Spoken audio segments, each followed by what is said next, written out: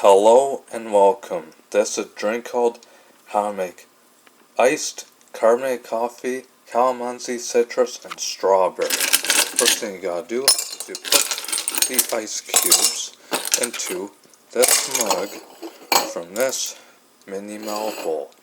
Then after that, you pour in the calamansi, citrus, and strawberry carbonated water from this can into this mug.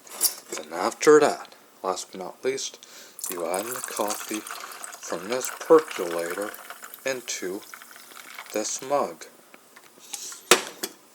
And there you go, folks. Here is your iced carbonated coffee, calamansi, citrus, and strawberry. Enjoy, folks, and thank you for watching.